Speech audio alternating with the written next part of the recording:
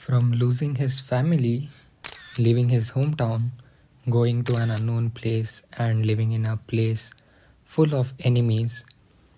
And when you never imagine of something like this, Jaskirat, that is Hamza, has been through every bad and good phases.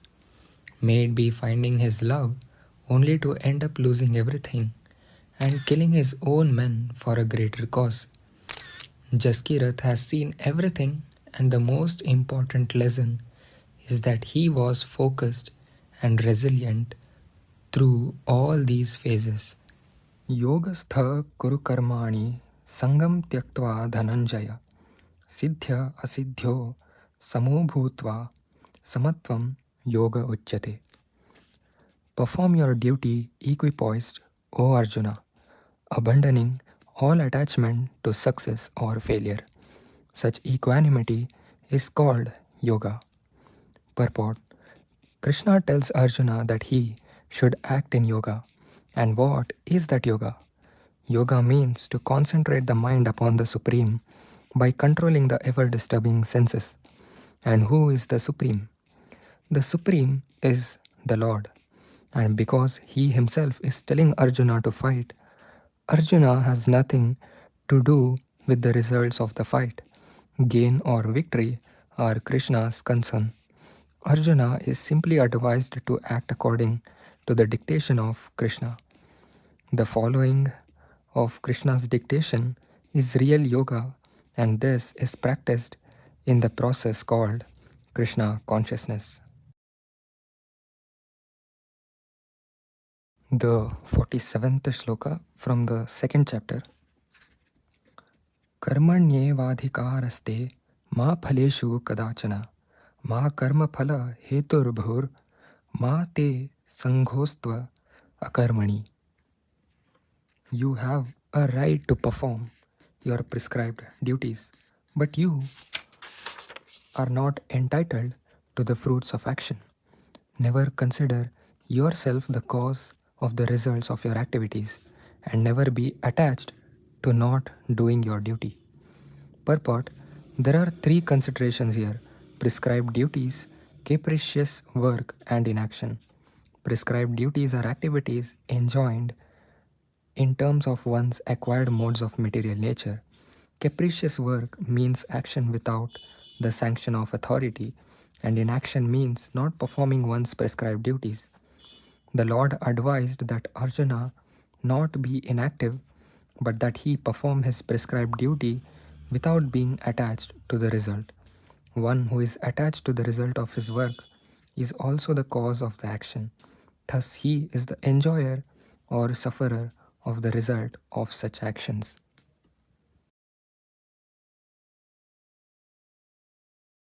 When Hamza sets for his mission, there is one particular scene where he burns his only family photo, which was left with him as a memory. With strong heart, he chooses to accept the change in his life for a greater cause. Similarly, he also forgets his wife and kids later to know that change is the only constant and how he embraces it. The 14th shloka from the second chapter. Matra sparshastu kaunteya shitoshna sukha dukkhadaha agama payino nityas tamsatiti kshasva bharata. O son of Kunti, the non-permanent appearance of happiness and distress and their disappearance in due course are like the appearance and disappearance of winter and summer seasons. They arise from sense perception, O Skayan of Bharata, and one must learn to tolerate them without being disturbed. Purport: in the proper discharge of duty, one has to learn to tolerate non-permanent appearances and disappearances of happiness and distress. According to Vedic injunctions, one has to take his bath early in the morning, even during the month of Magha, January, February.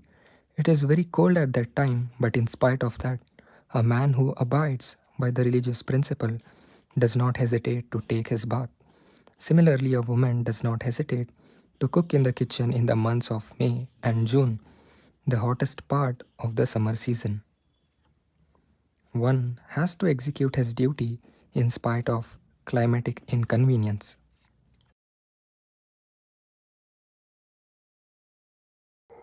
The 35th shloka from the 6th chapter, Dhyana Yoga. Shri Bhagavan Vacha Asamshayam Mahabaho Mano Durnigraham Chalam Abhyasena tu Kaunteya Vairagyena cha Grahyate. Lord Sri Krishna said, O mighty armed son of Kunti, it is undoubtedly very difficult to curb the restless mind, but it is possible by suitable practice and by detachment. Purport: the difficulty of controlling the obstinate mind, as expressed by Arjuna, is accepted by the personality of Godhead, but at the same time, he suggests that by practice and detachment, it is possible.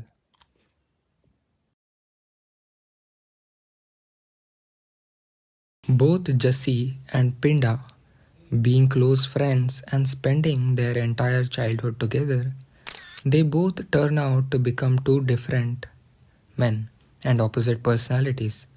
In this context, we see how one's own mind can be either a friend or one's own enemy if not under control.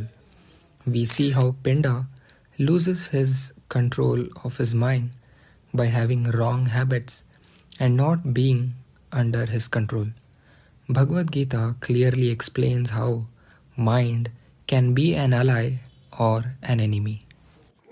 Bandhur atmatmanastasya yenatmaivatmana jitah anatmanastu shatrutve varte tatmaiva shatruvat.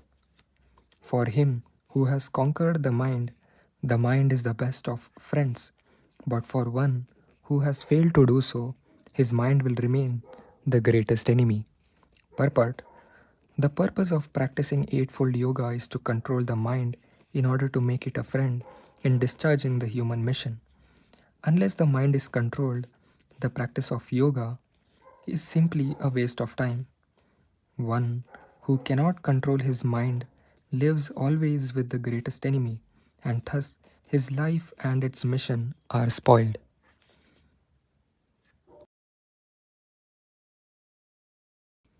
Yagnarthat karmano nyatra loko yam karma bandhanaha tadartham karma kaunteya mukta sangha samachara. Work done as a sacrifice for Vishnu has to be performed. Otherwise, work causes bondage in this material world. Therefore, O son of Kunti, perform your prescribed duties for his satisfaction, and in that way you will always remain free from bondage. Purport: since one has to work even for the simple maintenance of the body, the prescribed duties for a particular social position and quality are so made that that purpose can be fulfilled. Yagna means Lord Vishnu or sacrificial performances. All sacrificial performances also are meant for the satisfaction of Lord Vishnu. The Vedas enjoin Yagno Vai Vishnu. In other words, the same purpose is served whether one performs prescribed yagnas or directly serves Lord Vishnu. Therefore, one has to work for the satisfaction of Vishnu. Any other work done in this material world will be a cause of bondage. For both good and evil work have their reactions, and any reactions binds the performer.